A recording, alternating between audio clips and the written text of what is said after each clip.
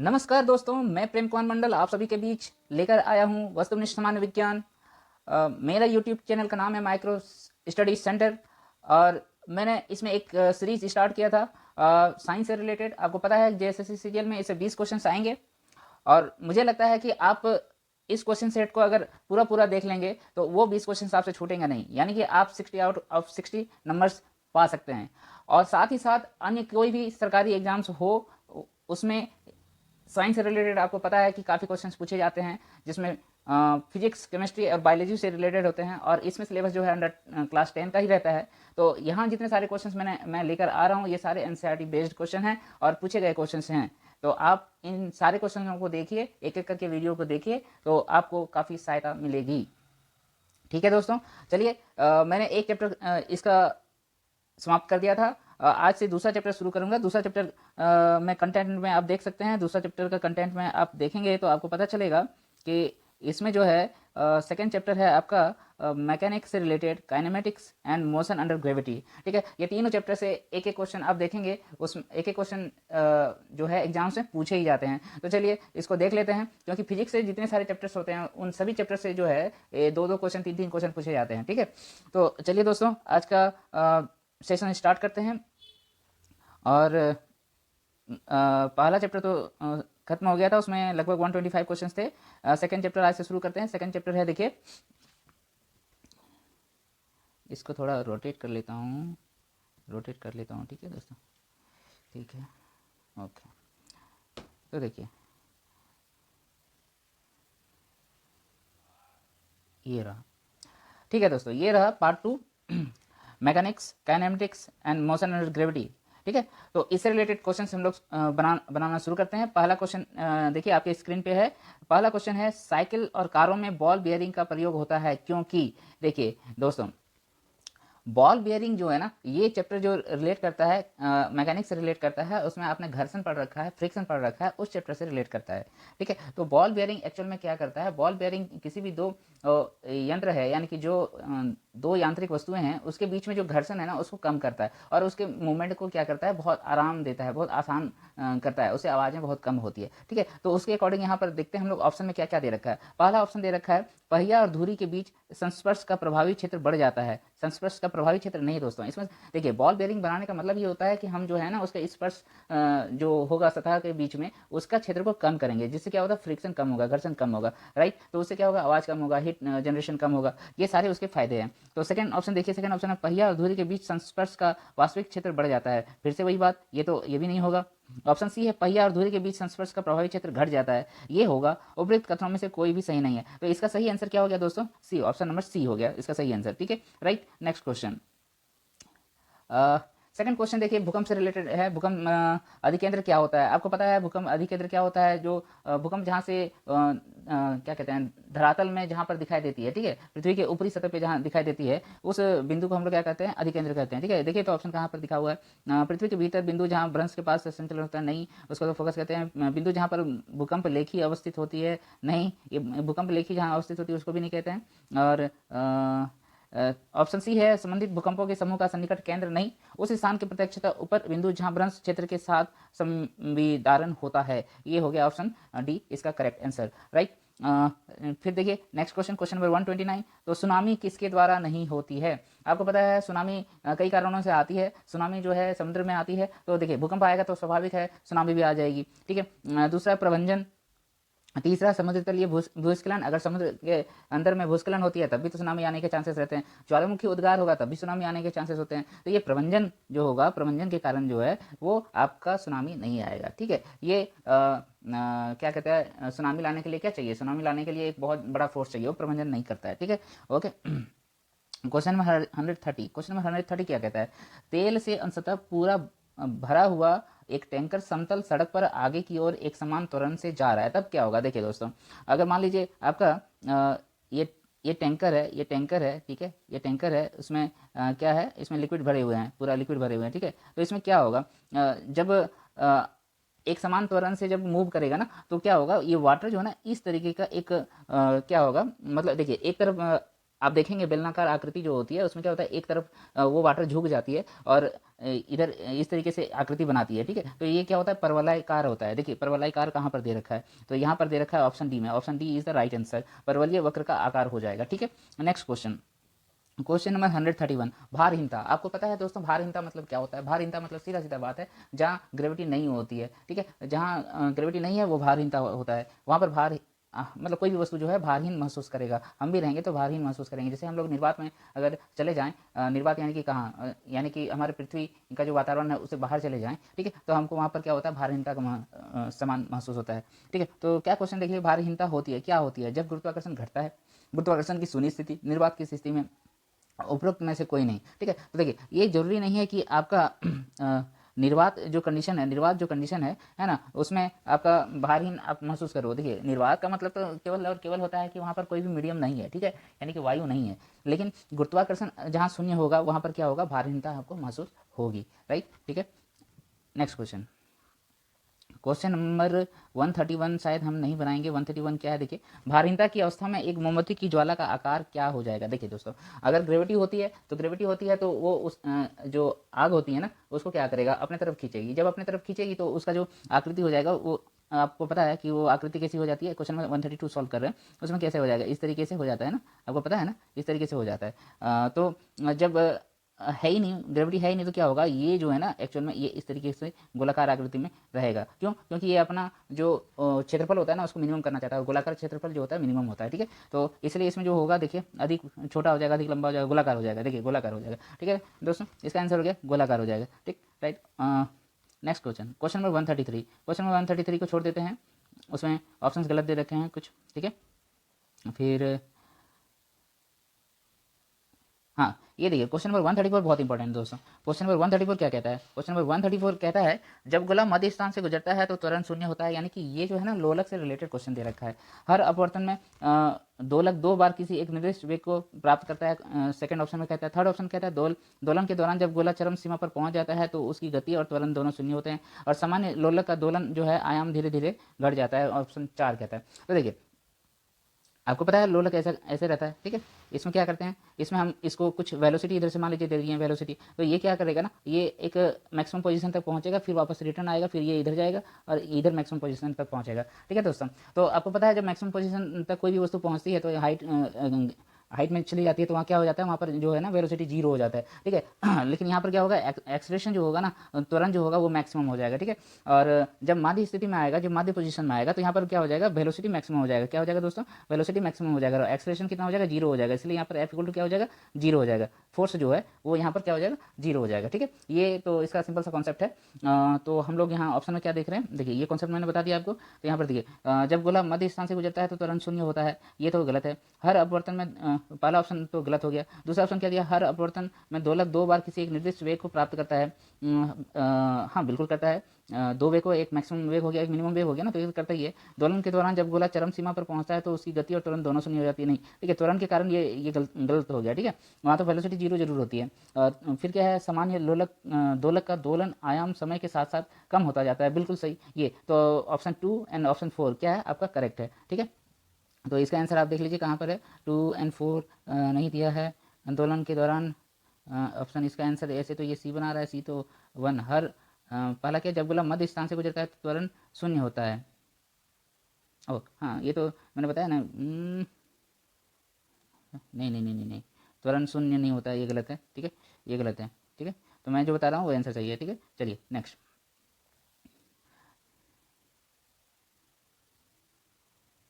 Question number 135। देखिए question number 135 क्या कहता है, इसमें देखिए असेशन रीजन का क्वेश्चन दे रखा है। तो असेशन रीजन के क्वेश्चन में देखिए पहला कथन पढ़ते हैं क्या है। पहला कथन क्या कहता है, पहला कथन, सॉरी, ये देखिए पहला कथन कथन कह रहा है लोहे का एक गोला पारे पर तैरता है किंतु पानी में डूब जाता है, ठीक है। मतलब तीन वस्तुएं हैं, लोहा, तो लोहा जो है वो गोला, लोहा का एक गोला जो है पारे पर तैरता है, ठीक है, राइट, किंतु पानी में डूब जाता है। तो इसका क्या मतलब हुआ, लोहे का अपेक्षिक घनत्व पारे के अपेक्षिक घनत्व के से अधिक होता है। अरे यार, ठीक। तो देखिए कोई भी कोई भी ऑब्जेक्ट जो है अगर द्रव पे तैरेगा, यानी कि फ्लोटेशन का क्या रूल है ये आपको पता होना चाहिए, ठीक है। तो फ्लोटेशन का बहुत सिंपल सा रूल है, यानी कि जैसे मान लीजिए ये आपका वाटर है, ठीक है। वाटर में आपने यहाँ पर कोई कोई भी वस्तु ऐसा डाला जो इस पे तैर रहा है, ठीक है। तो मान लीजिए आपने एक कागज़ का टुकड़ा लिया बड़ा सा और उसको यहाँ पर रखा, तो आप क्या देख रहे हैं कि वो तैर रहा है। तो ये क्यों तैर रहा है? अब फिर आप देखते हैं कि अगर सुई आपने लिया और सुई को नीडल जो है उसको अगर पानी में डुबाते हैं तो वो अंदर डूब जाता है, ठीक है। तो इसमें क्या हो रहा है, एक्चुअल में क्या होता है कि जो नीचे वाला चीज़ें होता है जिसमें फ्लोटेशन होना चाहिए उसका घनत्व जो होना वो मैक्सिमम होना चाहिए, ठीक है। उसका मैक्सिमम होना चाहिए, लेकिन जो तैरेगा ना उसका घनत्व जो है वो कम होना चाहिए, ठीक है। उसका घनत्व कम होना चाहिए, तभी ये पॉसिबल है, नहीं तो नहीं पॉसिबल होगा, ठीक है। तो इसमें देखिए लोहे का अपेक्षित घनत्व पारे के अपेक्षित घनत्व से अधिक होता है। ये गलत हो गया, क्योंकि यहाँ लिख रखा है पहला कथन में कि लोहे का एक गोला जो है पारे पर तैरता है। ये बिल्कुल सही है, क्योंकि पारे का जो घनत्व होता है ना लोहे का घनत्व से बहुत अधिक होता है, ठीक है। किंतु पानी में डूब जाता है, यहाँ पर क्या होता है एक्चुअल में लोहे का जो घनत्व होता है पानी के घनत्व से अधिक होता है, इसलिए वो पानी में डूब जाता है, ठीक है। तो इसका आंसर आपको मिल गया, देखिए सी, देखिए ए सी, ऑप्शन सी इसका सही आंसर है, ऑप्शन सी, ठीक है। ऑप्शन सी क्या दे रखा है, ए सही है परंतु आर गलत है, बिल्कुल सही बात है।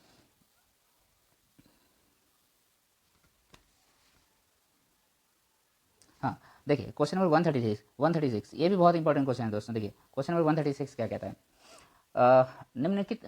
निम्न कथनों पर विचार कीजिए। एक तीक्ष्ण वृत्ताकार पथ पर तीव्र गति से जाता हुआ 4 पहियों वाला वाहन है, ठीक है। देखिए ये प्रैक्टिकल है, प्रैक्टिकल वे में भी आप देखे होंगे, है ना, इसका आंसर आराम से कर पाएंगे, ठीक है।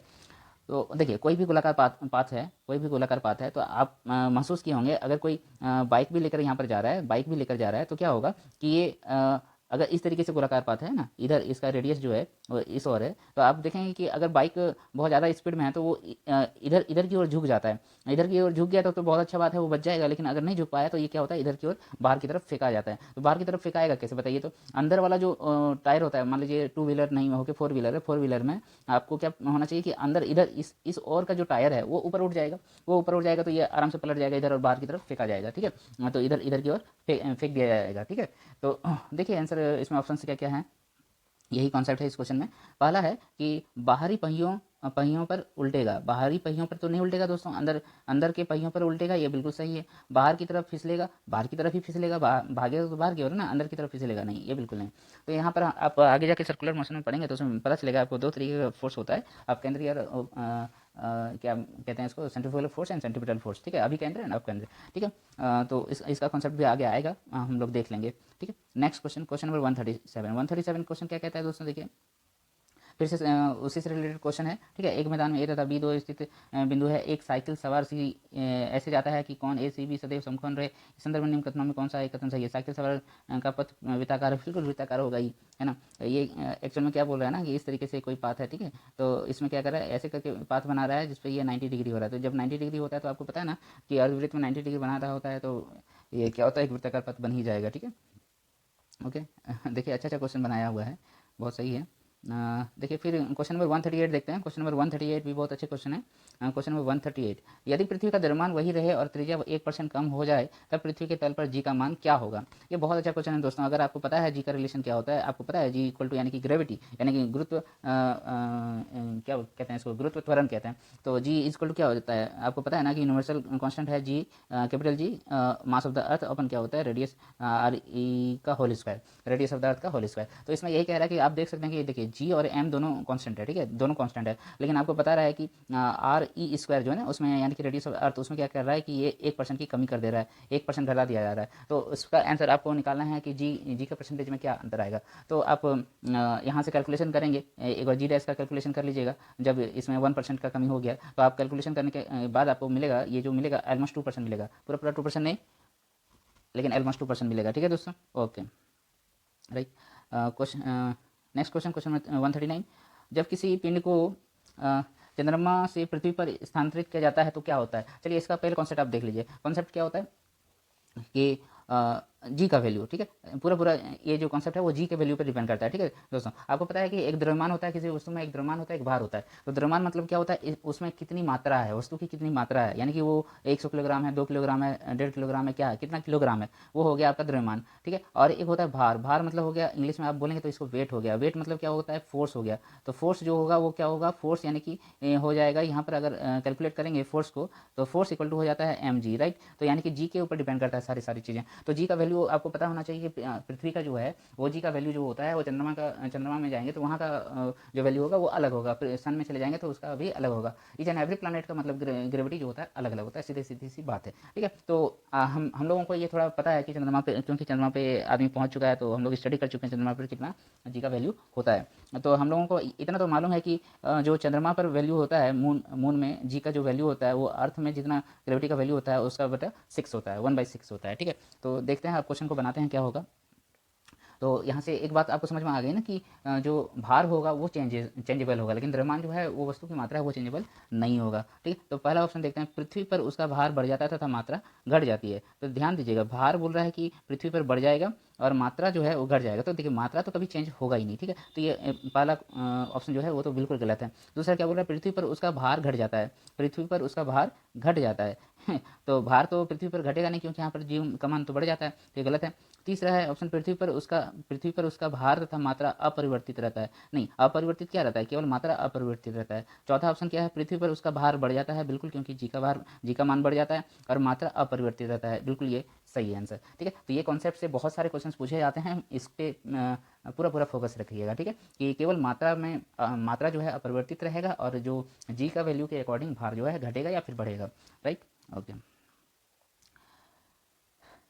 Next question number 140। Question number 140 देखते हैं दोस्तों क्या है। देखिए सारे क्वेश्चन उसी से रिलेटेड है, जो अभी मैंने कॉन्सेप्ट बताया उसी से रिलेटेड क्वेश्चन है।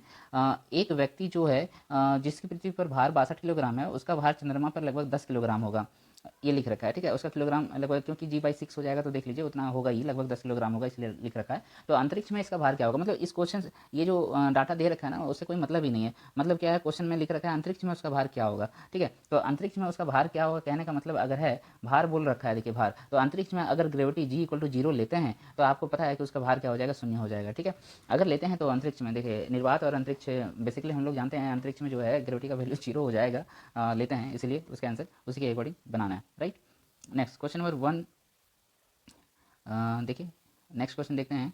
देखिए क्या है क्वेश्चन 141, ठीक है। 141 को भी क्वेश्चन को छोड़ देते हैं क्योंकि ये सेम टाइप का क्वेश्चन है, देख लीजिए 141 जो है सेम टाइप का क्वेश्चन है, आपसे बन जाएंगे 141। आप इसको देख लीजिएगा, स्क्रीनशॉट लेके बना लीजिएगा, ठीक है।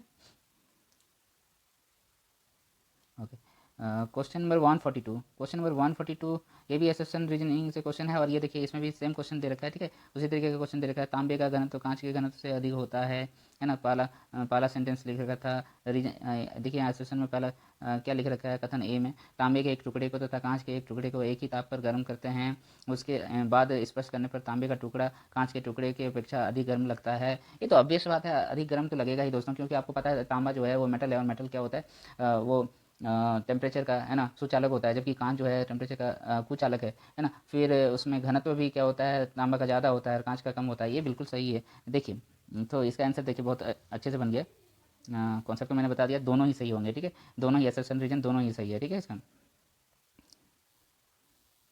क्वेश्चन नंबर 143 छोड़ते हैं, क्वेश्चन नंबर 144 बनाते हैं। क्वेश्चन नंबर 144 देखिए दोस्तों, 144 क्या कहता है, एक व्यक्ति किसी घर्षण रहित क्षैतिज धरातल पर खड़ा है। आप खड़ा रह सकेंगे घर्षण रहित क्षेत्र पे मुझे नहीं लगता आप खड़ा रह पाएंगे, ठीक है। तो देखिए इस धरातल पर एक निश्चित दूरी तक वह कैसे आगे बढ़ सकता है, निश्चित दूरी तक कैसे आगे बढ़ सकता है, वहाँ बढ़ ही नहीं पाएगा वो। तो देखिए कुछ प्रोसेस होगा जिससे जैसे वो बढ़ सकता है। तो देखिए क्या क्या है, कूद ही नहीं पाएगा, ठीक है, क्योंकि फ्रिक्शन है नहीं, अपना पैरों से फोर्स लगा नहीं पाएगा। दूसरा क्या दिया हुआ, छीकेगा तो क्या वो आगे बढ़ जाएगा, नहीं, वो हो सकता है गिर जाए, इधर उधर कुछ हो जाए, है ना, ये हो सकता है। लेकिन आप एक निश्चित दूरी तक जाना चाहते हैं तब क्या होगा, फिर दौड़ कर भी नहीं होगा, दौड़ ही नहीं पाएंगे आप, फ्रिक्शन लेस है वो, है ना। और फिर दिया है लुढ़क कर, तो ये पॉसिबल है कि लुढ़क जाएं और अपना ग्रेविटी को भी कम का केंद्र को भी नीचे कर लें और आराम से लुढ़कते लुढ़कते चले जाएं, ठीक है, ये पॉसिबल है। ये क्वेश्चन ऐसा है जिसमें पॉसिबिलिटी की बात कर रहा है, ठीक है। तो इसका आंसर ये पॉसिबल है कि लुढ़क कर जा सकता है, ठीक है। ओके,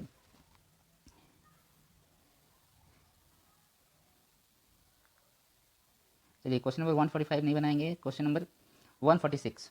क्वेश्चन नंबर 146 क्या कहता है, क्वेश्चन नंबर 146 कहता है, यदि 100 ग्राम चीनी को आधा लीटर पानी में मिलाकर एक असंतृप्त चीनी का घोल तैयार किया जाए, देखिए शब्दों पे ध्यान दीजिए दोस्तों, असंतृप्त है, तृप्त नहीं हुआ अभी, चीनी का घोल तैयार किया जाए तो निम्न में से कौन सी भौतिक राशि नहीं बदलेगी।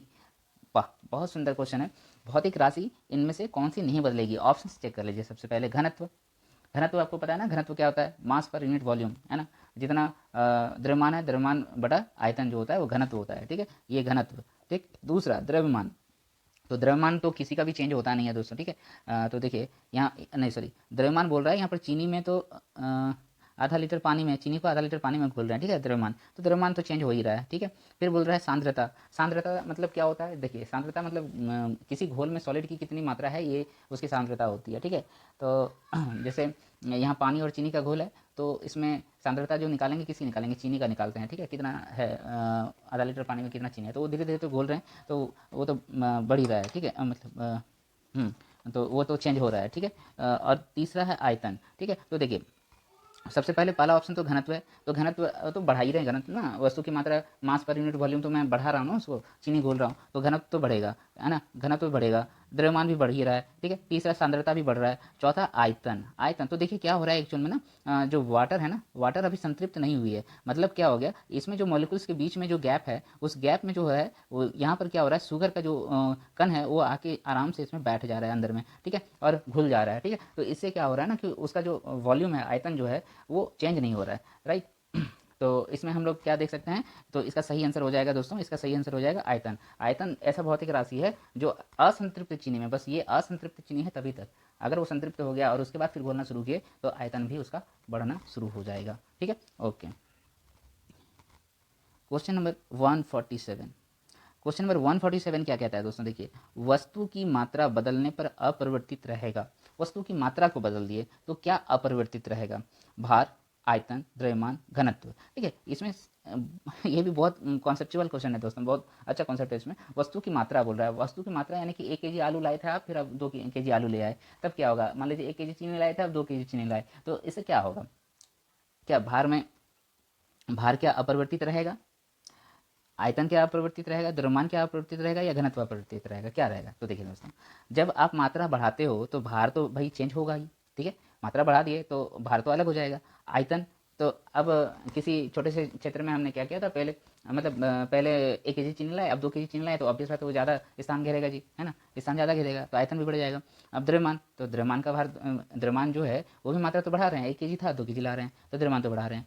और घनत्व तो देखिए घनत्व तो किसके ऊपर डिपेंड करता है, घनत्व तो मास पर यूनिट वॉल्यूम है, ठीक है, मास पर यूनिट वॉल्यूम मतलब मास भी बढ़ रहा है और साथ में वॉल्यूम भी बढ़ रहा है, तो इससे क्या हो रहा है ना, वो नेग्लिजिबल हो जा रहा है, यानी कि घनत्व जो है वो चेंज नहीं हो रहा है, राइट, ठीक है। ओके, तो इसका सही आंसर हो जाएगा घनत्व, इसका सही आंसर क्या हो जाएगा 147 का, घनत्व, घनत्व चेंज नहीं होगा दोस्तों। Next question number 148, question number 148 क्या कहता है दोस्तों, जब किसी वस्तु को पृथ्वी से चंद्रमा पर ले जाया जाएगा तो क्या होगा। ये क्वेश्चन को मैं अब तुरंत बना सकता हूँ, उसका भार घट जाता है, उसका भार बढ़ जाता है, उसका भार में कोई परिवर्तन नहीं होता, वह पूर्ण रूप से भार रहित हो जाता है, तो ऑप्शन घटना, घट जाएगा, G/6 हो जाएगा, G/6 हो जाएगा, ठीक, right. Next question, question number 149, 149 क्या कहता है क्वेश्चन, देखिए साधारण यंत्र किसी व्यक्ति की सहायता करता है, साधारण यंत्र क्या करता है, कोई भी यंत्र हम लोग जब बनाते हैं ना अपने काम को सुविधाजनक बनाने के लिए करते हैं, हम चाहते हैं कि उसमें हमको फोर्स कम लगे और क्या लगे, वो कम टाइम में काम करके दे, ठीक है, ये सारी चीज़ें हमारी मांग होती है कोई भी यंत्र को बनाते हैं, तो देखिए ऑप्शंस क्या है इसमें, कम बल का प्रयोग करके उतनी ही मात्रा में काम करना, बिल्कुल सही है। कम काम करने में नहीं, उतनी ही मात्रा में काम धीरे धीरे करने में नहीं, हम तो तेजी से करना चाहते हैं ना, धीरे धीरे थोड़ा करना चाहते हैं, उतनी मात्रा में काम अधिक तेजी से करने में, तो बिल्कुल सही हो गया, ठीक है। देखिए सबसे ज़्यादा इंपॉर्टेंट जो होता है ना वो होता है बल को कम करना, ठीक है, हम अपना एनर्जी ज़्यादा वेस्ट नहीं करना चाहते हैं, कम एनर्जी लगाना चाहते हैं, इसलिए ऑप्शन डी भी देखिएगा ना, तो उतनी ही मात्रा में काम अधिक तेजी से करना, ये भी ऑप्शन सही है, लेकिन सबसे सटीक आंसर क्या है, तो बल का कम प्रयोग करना और उतनी मात्रा में काम करना, ये साधारण यंत्र का डेफिनेशन ही है, ठीक है दोस्तों। ओके, ये 3 इडियट्स देखिए, उसमें आपको साधारण यंत्र का जो डेफिनेशन मिल जाएगा, ठीक है। उसमें बहुत अच्छे से समझाया है, ठीक है। चलिए ठीक है दोस्तों, आज और एक क्वेश्चन मैं करूँगा और उसके बाद फिर नेक्स्ट क्लास में नेक्स्ट क्वेश्चंस मैं लेकर आऊँगा, एक क्वेश्चन और बनाता हूँ, क्वेश्चन नंबर 152 बनाता हूँ। क्वेश्चन नंबर 152 क्या कहता है देखते हैं। क्वेश्चन नंबर 152 कहता है, एक लड़की झूले पर बैठी स्थिति में झूला झूल रही है और उस लड़की के खड़े हो जाने पर प्रणोद आवर्तकाल क्या होगा। हाँ, बहुत बढ़िया क्वेश्चन, बहुत बढ़िया क्वेश्चन दोस्तों। वहाँ पर आपको पता है T इक्वल टू क्या होता है, T is directly proportional to जो होता है वो क्या होता है, under root of L by G, under root of L by G मतलब क्या होता है, ये जो देखिए झूला है तो वो भी एक लोलक की तरह ही काम करेगा, एक लोलक की ही तरह काम करेगा, ठीक है। ये बॉब है, यहाँ पर आप ये किए तो इसका जो आवर्तकाल होगा उसी के अकॉर्डिंग जो है वो लड़की जो झूला झूल रही है उसके ऊपर भी काम करेगा। तो देखिए ये ग्रेविटी पर काम कर रहा है और लेंथ ऑफ द बॉब पे काम कर रहा है, मतलब ये जो लेंथ है वो उसके ऊपर डिपेंड कर रहा है, ठीक है। तो देखिए लड़की खड़ा हो जाने पर होगा क्या, लड़की जब खड़ा हो जाएगा ना तो उसका देखिए ये जो उसको क्या बोलेंगे, ग्रेविटी का जो जहाँ केंद्रित होगा, ग्रेविटी जो केंद्रित होगा वो क्या कर रहा है, जब खड़ा हो जा रहा है तो ऊपर की ओर उठा ले रहा है, ऊपर की ओर जब उठा लेगा दोस्तों तब क्या होगा, आवर्तकाल जो है ना वो मतलब सबसे पहले तो ये समझिए जब ऊपर की ओर उठा लिया यानी कि इसका वैल्यू जो है ना वो उसने बढ़ा लिया, इसका वैल्यू जैसे ही बढ़ जाएगा ना तो इसका वैल्यू क्या हो जाएगा, कम हो जाएगा। ये जैसे ही कम हो जाएगा ना तो फिर क्या होगा कि आवर्तकाल जो हो गया वो तो वही तो पूछ ही रहा, आवर्तकाल कम हो जाएगा, ठीक है। तो वो जल्दी जल्दी आप देखिएगा, आप खड़ा हो जाइए ना, आप खुद ही प्रैक्टिकल करके देख सकते हैं, आप अगर उसमें खड़ा हो जाएंगे झूला तो जल्दी जल्दी आप झूलने लगेगा, ठीक है। तो ये क्वेश्चन बहुत अच्छा क्वेश्चन था, ठीक है। तो ठीक है दोस्तों आज यहीं तक रखते हैं। अगर आपको मेरा वीडियो पसंद आ रहा है तो प्लीज़ मेरा वीडियो को लाइक कीजिए, शेयर कीजिए और और क्या करूं, और मैं कहना चाहता हूं कि इसी तरह मेरे वीडियो को अगर आप सपोर्ट करेंगे तो मैं और अच्छे अच्छे वीडियो बनाऊंगा। तब तक के लिए नमस्कार। फिर मैं मिलता हूं कल आपके लिए नया वीडियो के साथ, नए टॉपिक के साथ। धन्यवाद।